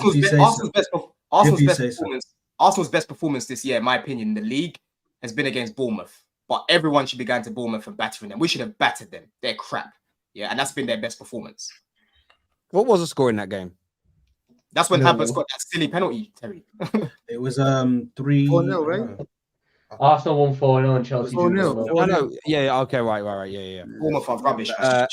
Stupid penalty. Saad had to fact check. Saad had to fact check. He forgot. This here says Yeah. Palace, Everton, and Bournemouth are Arsenal's away games. This is an interesting. I've always liked Palace as a tough one. But hold on, because he says that, but he puts Everton in there, which is a very, very difficult game for us. It's always been. We had the longest record where we hadn't won at Goodison Park, and we finally won there. So we're continuously trying to break these records of winning at grounds that we've struggled at for years. So Do you know what though? I would have a little bit more respect if Luton's only win this season didn't come up Goodison Park. listen, at the end of the That day, takes away from the magic of the win when Luton and Tom Lockyer. So let me ask you, goals. bro, yeah, as an Arsenal fan, Saad, yeah, where do you think that this game is going to be won or lost? the midfield battle, I don't think you can win the midfield battle. And in attack, I'm sorry, but our attackers are just way too dangerous. When you've got Martinelli, Saka against Cole, we've already established that's going to be a whole issue in itself. But when you got Saka, Martinelli, and you got Gabriel Jesus in the middle, just assisting both of them and doing what he does anyway. His connection with Martinelli brings out the best in him. We know that already. So at the end of the day, if you look at it, bro, I think this game, it's just, I genuinely don't see you guys winning. And I'm not even, people are saying I'm coming in arrogant or anything, but I just genuinely don't see Chelsea doing much. Yes, they've been creating chances. Yes, they've been playing well over the last couple of games. But you have to understand, you're going from beating Burnley to coming up against one of the best teams in the league. I'm not even trying to toot my own horn or sit here and look arrogant, but us and City are probably even Liverpool and Tottenham, some of the best teams in the league at the moment. So you have to understand. Give it a rest, Patrick, man. You know how it tasted like Marmite coming out my mouth. I get what you're saying, yeah. But for me, the next set of games and the next set of results will determine whether Chelsea have turned the corner. Like when people have been asking me, I've been saying that the sample size isn't large enough. But you always got to take the positives out of these games, bro. I'm seeing us not dropping our head anymore when we go down. Last year, bro, we're losing to teams like Southampton, losing to teams like Fulham. So if we're beating Burnley, you can't take these things for granted, bro. Do you get what I'm trying to say? And when you say about the midfield battle, you're gonna beat us in the middle. I don't think it's as straightforward as that, bro. We've got Caicedo and Enzo in that pivot, and Gallagher statistically has literally won the ball back the most times from the midfield in the final third. If you go check the stats, he's won it the most. As much as I don't rate him on the ball, and his quality has improved a little bit in the past 3 games, he is a pest off the ball, bro. He's not going to give Declan Rice any breathing space. He's not going to give your midfielders any breathing space. He's going to keep pressing. We press a lot. I've got the exact same midfield. My midfield, I've got Thomas Partey and Declan Rice in that double pivot as well. This is as well as Zinchenko coming into that midfield, by the way, and overloading the midfield. In a pivot, you don't play that formation. You play 2 8s. My boys. Okay, 2 8s. But you got Martin Odegaard, who can easily match your Gallagher, does the pressing. At the end of the day, Martin Odegaard is one of the best pressers in the league. He always pressing. Whenever you see this guy, he's always trying to get that ball back. Always. Odegaard in big games doesn't scare me, bro. At the Bridge last year, he came to the Bridge. He didn't do anything. He didn't do anything. I was waiting for somebody to say this because I have the stats right here. So Odegaard in. I'm gonna have to wrap up, boys. I'm sorry. I gotta catch that New York traffic. No worries, bro. Cheers, bro. Big up the panel. Yo, good luck on the weekend, boys. All right. We'll chop it up. Cheers, bro. There you go, yeah, so I was waiting for somebody to drop this because a lot of people like to drop this. He doesn't work in big games. So this is from the last 2 years, yeah. So from the last 2 seasons, yeah. He's got 2 goals against Chelsea. He's got 2 goals against 1 goal against Spurs, 1 goal against Newcastle away, which was a difficult game for us. It was good that game. I remember that game. Yeah. He's got a goal against Man United. He's got an assist as well against Spurs, and he's got an assist against Liverpool. So the fact that he doesn't produce for us in big games is crazy. Yes, Man City are not on that list, but he's still scored and assisted against you guys. So I don't understand how you can say that. But stats don't paint the whole picture, bro. Because I can tell you about last season at Anfield, he was a ghost. Last season at Etihad, he was a ghost. last season at the Bridge, he was a ghost. Do you get it? There's so many big games I've seen him. Even the other day against City when you played them, he didn't do anything. But at the end, he had everybody. At the end, and he was one of no them. due respect. Everybody was.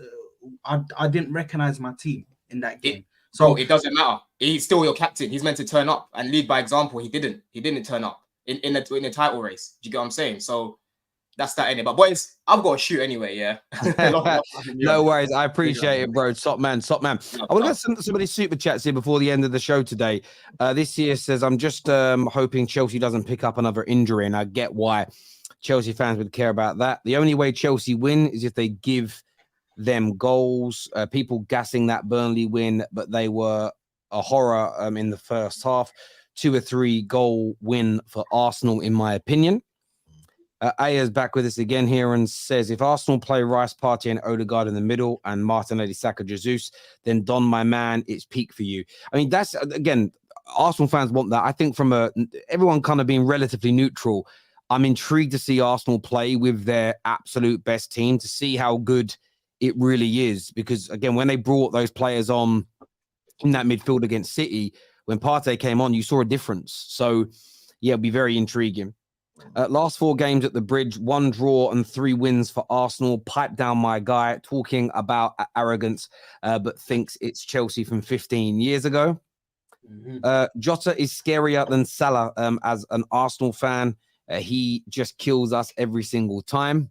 Him and Firmino. I hate him and Firmino. I swear I hate those 2 people right there. Those 2 men right there, I hate them. Because Firmino, for some reason, I don't know what this guy done, what we done to him in the past life, but this guy hates us. He's like De Bruyne.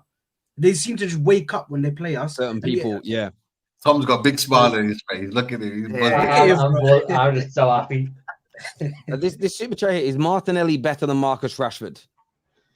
Yeah, I think he is. I'd say at this point, yeah. I'd say at this point, yeah. Even the question. Yeah, that's a tough one. Come on, man. You're umming and ahhing. Nah, it's a tough one because I would say Rashford is so good, but this year he's been awful. So it's tough because people don't forget how good Rashford was last year and how good Rashford has been for the last 3 or 4, even 5 years. Bro. Martinelli's always been a very good player, but last year he obviously put himself on the stratosphere. Last year Martinelli was excellent, but so was Rashford. This year Martinelli seems to still be at the same level, where Rashford, for whatever reason, has taken a step back. I think so it's quite with Rashford is you're watching constant inconsistency with him. So yeah, the year in COVID he was brilliant on the Solskjaer. He had a really good season, and the year after that he was awful. There was questions. There was should they loan him out like they done with Jesse Lingard last year? Brilliant. Then this year, massively out of form again. It's like when the system changes and when they try to evolve and move from a counter-attacking team, Marcus Rashford isn't able to adapt with the change. He isn't able to move with the times, gets left behind, and sticks out like a sore thumb in that Man United side. Now, I'm not saying that wouldn't happen with Martinelli, but Martinelli's big advantage is we haven't had to see that yet. I thought he was very good in the Emery, even though he was a very young player. Then didn't really get the opportunity. I think this season you'd pick Martinelli. I think Rashford's being out of form is very much overblown. From the start of his career up until that poor season you mentioned, the year where Ollie got sacked, he was pretty good and he got better each and every single year. He had that terrible season and then came back last year and had his best season so far. The start of this campaign has been awful. He has been terrible, but so have large parts of Man United's team. It isn't the team has been brilliant and Rashford has been poor. And even though he's been poor, he's still one in terms of our inside forward. No one scored more. No one's created more. No one has, even though he's been bad, no one him dropped. It's not as though everybody else is pulling up trees here. So it's funny. The only time I've ever seen Rashford consistently poor in a Man United team is when the whole team is poor at the same time. So if you ask me now if I could keep Rashford or swap him for Martinelli, I'd still keep Rashford personally. But that's not me saying Martinelli's a bad player. I think he's great. Terry, just quickly, correct me if I'm wrong, but I think a lot of the difficulty that's coming in with Marcus Rashford at the moment is because I feel like Højlund coming in, I rate Højlund highly, man. The way he's coming to that team and he's still managing to get something out of the limited opportunities that he's getting, he's still managed to get stuff out of the opportunities. I feel like the fact that he's got a bit more responsibility to try and assist Højlund, I think he's still trying to adapt to that. because he's so used to being the guy on the left. He cuts in, he goes towards goal. We know that his speciality is shooting off of that left side and doing that goal that he just curls the ball into that right corner. So I feel like he's adapting to that, but we can see an improvement. Or you guys can I agree with that. I think there's definitely room to criticize him, and I think he should be out of the team right now. However, Højlund scored 3 goals, 2 of them assisted by Marcus Rashford. I think he's had somewhere in the region, Højlund, thus far, something like 9 chances created for him. 7 of them have been created by Marcus Rashford. So again, as bad as he's been, it's not as though other people are creating and out. This is not Rashford's been bad, so we are bad. It's been the team has been poor overall, and I think singling out Rashford as the only problem with it would be wrong. In my personal opinion, there's been many issues with this team so far this year, but he definitely had a bad start. Why? Oh, go on. Sorry, go on, bro. Go on. I was going to say, for me, how old's Rashford? Is he 25, 26 now? 25. For me, for how many years he's been at Man United, and for what we've seen him on the stage, I just expect better from him. He is now a leader in that squad, and I get that all the other players have been bad, but when you've got leaders, they need to be standing up and be counted in your team when the team isn't playing well. And this is where a lot of criticism is for Bruno Fernandes. He's the captain of the club, but even he's down tools in Man United's kind of worst moments when you'd expect them to stand up. I think for me, Rashford hasn't been that guy. He hasn't been that leader within the team that's stand up and be counted. And that the stats that you put out about creating chances for Højlund actually surprises me a little bit, because there have been so many opportunities in games this season where he could have created chances for the striker, whether it was Højlund, whether it's Martial or whoever's played up top, and he hasn't made the right decision. For me, I'm looking at him, he's 25 years old. He's been playing since he was 18 in the Man United first team. And when he's running in, he gets a lot of openings, one-on-one, on that left-hand side with a fullback, and he continues to make the wrong decision. Yes, he might have a couple of assists and chances created, but he still continues to make the wrong decision. And these are basics, these are fundamentals within a player. And I just think he should be so much more. I get where you're coming from, but where I disagree is I think Rashford is the expression I would use, his cards are marked. Every time Rashford tries something that doesn't come off, we go, bad decision. But I've been asking for this for a long time and no one ever does it. What we need to do is sit down and watch Rashford over, say, 10 games. And every time he makes a mistake, you mark down how many times you say he's made the wrong decision. And then you have to cross-reference it and watch other people. I've never seen somebody as maligned for him. Every time he shoots, wrong decision if he doesn't score. Every time he crosses or passes, if we don't score from it, we say wrong decision. Do we treat every footballer in that same way? That when they try something that doesn't come off, is the only one I see where we go poor decision making. Everybody else, it's unlucky. Oh, try that again, keep going. I'm not saying he makes the right decision every single time. It happens so often, Terry. Pete, I don't believe it does happen with Rashford exponentially more than other players. We spoke about this many times with Bruno Fernandes. He's the only attacking player who's a high creator who I've seen get criticized for losing the ball on average 20 times per game, when all the other high-level creators lose it the same amount, but nobody talks about it. It's always been a weird one for me. Again, if someone can show me proof that he is exponentially making more poor decisions than other inside forwards of his level, and you'd be able to show that with loss of possession, there's no way he can lose possession more and create and at the same time not be create as many chances as he does, score as many goals as he does, generally speaking, and continue to make more bad decisions than everybody else. Because this is what I'm saying. If he's making worse decisions than 95% of other inside forwards in the league, how is he creating and or scoring more goals than all of them? In a team, by the way, that we'd all admit hasn't exactly been ripping up trees for the past 5 years. That's where the idea that he always makes bad decisions makes no sense to me, because why are his numbers typically been so good? I don't understand how someone who's got such bad decision-making outscores all these players that everybody says is much better than him. In a team that doesn't dominate like these other sides do, it doesn't make sense to me personally. And again, I'm not saying I want him dropped right now. I think his form is poor. But I do believe that we've been almost indoctrinated into believing that he doesn't use the overlap, because he never uses the overlap. I then just watch other teams play and go, well, I've just seen Salah not use the overlap 5 times and no one gives a fuck. Rashford doesn't use the overlap, and he's got to be ostracized from football.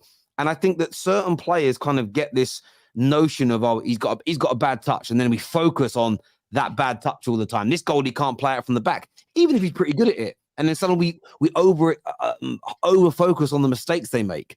I don't know. Look, I'm not saying Rashford is perfect. He certainly isn't. But I don't believe he makes more poor decisions than your average inside forward at the elite spectrum of the game in the Premier League. I just don't think he does. It goes back to my point. I don't think Rashford's a bad player. I don't think that at all. I think he's a good player. But at 25 years old, being in this Man United team for as long as he has, I expect him to be further on in his development than what he is right now. So it's not necessarily that he's making these bad decisions at times. It's the way in which he does it. It's the simplicity in the move that he should make and he doesn't. And it's the hesitation on the ball, and it's the taking 2-3 extra touches when he needs to. Like for me, a player at 25 years old that's been in this team for as long as he has, whether it's been good or bad at Man United, he's played enough football now to be further along in his development. I understand that, but look at your players. Look at some of your players. Like, who's your centre back? Is how you pronounce him? Schürrle? Sharon Botman. So look at Schürrle. Look at, great example, Longstaff.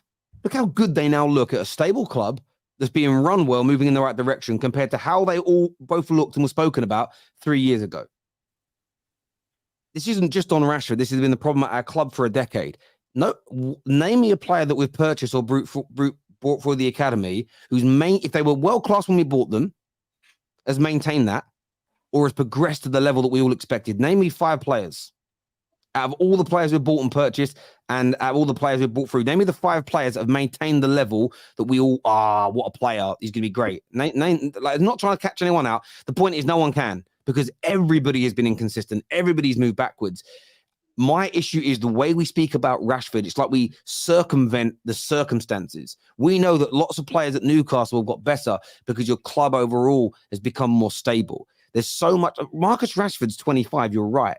But he's played under 5 managers with 5 competing ideologies in that time. How hard is that to deal with? In my personal opinion, that's no grounds for somebody to improve.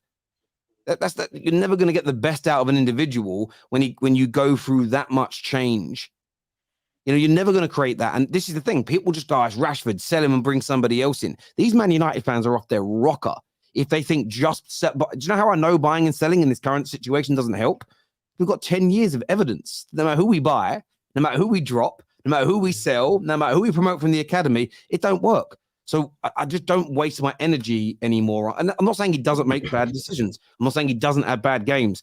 But this idea that he makes exponentially more poor decisions than the next left-sided, like inside forward, I just don't believe he does. The stats don't back it up because he'd be losing the ball more. He'd have less shots on target. He'd have less created chances than his peers, but he doesn't. So I don't understand where the data points are to back up the idea that he makes more mistakes than all these contemporaries, because there's no evidence of it. It's in our minds. We believe he does, but there's no factual evidence that backs it up for me. I know people say my eyes and what I see, but then that would still be backed up by stats, because if he's losing the ball more regularly, the stats would show it, right? But they don't. So I don't get it personally.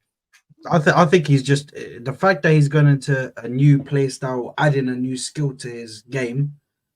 If it works and he's able to add the pass, so to teach a player to be when they majority of the time they've been doing just finishing and working on being that clinical finisher. We know that he can go on the right, like I said, but once he adds that skill of being able to pass, now that he's got that striker there and he adds that to his game, I think that adds so many goals to them overall, because he'll still have the ability to go to the on the right and shoot as well as pass. Well, this comment here, this goes away from what Pete was saying. And I understand where Pete's coming from. And I don't think he's wrong about the form of the player and dropping him and stuff. But Terry, don't you think he's starting to become a problem for this team, bruv? How many times have I heard Man United fans go, this guy's the problem, remove him and we get better? I'm 10 years and I'm still fucking waiting, bruv. Like, starting to be a problem. I'm saying he should be dropped right now. But the idea that Rashford can't get back to creating and scoring goals, by the way, in the last 5 years, there's only been 3 players who play in the top 4 leagues in the world that have more goals and assists than him. In the whole of the, like Bundesliga, Serie A, La Liga, Prem, on the left-hand side, I think there's only 3 players, and one of them's called Messi. Like, they have more goals and assists than him. So again, drop Rashford, but who replaces them goals and them assists? Who does it? Name me. No one can ever name me the person either. And I don't understand why people are saying Terrace flip-flopping. I still want him dropped, by the way. I don't want him starting our game at the weekend because he's not been good enough to. But do I think he should be written up and sold? Fuck that. Bex, sorry, this is Bex. Then I say Glazers in. Messi, are you having a Zoom party for former players on Zoom? Also, hey, Cristiano Ronaldo and Di Maria. I love you, Debbie, but I do not understand that super chat in any capacity. But thank you. So what happens if Chelsea beat Arsenal? Then listen, Chelsea. if they beat us, then fair play. They have passed one of the biggest tests that they're gonna have in this league, because the fact that they're gonna beat us, I'll have to hold my hand up and say, you know what? I came into that game confident, which rightly so. I should be confident because my team overall was looking the better team, and you guys won it. Fair play. What else can I say? Terry, I need to shoot. Yeah, show's coming to an end now anyway, my bro. Thank you very much for that. Maradon says, you're saying he should be dropped, but you're defending him. It's called layered thinking. He should be dropped. But I also don't think some of the criticism about him is fair. That I don't know. Again, Maradon, maybe not in your world. Maybe you don't think like that. I do. Listen, boys, really good show tonight. We didn't get through too many topics, but it is international break, so there we go. But we'll obviously be previewing more, talking more about all the other teams later on in the week when the Premier League returns. Tom, Patty, Dave, Saad, and of course Omar and Don that were on with us earlier. 2 new names I've got to learn. Thank you. Great show tonight. Love the debate. Love the challenge from everybody. To my super chatters, you're amazing. To all of the viewers, thank you. Hit the like button before you go. Take care. Goodbye. God bless. And I'll see you all again.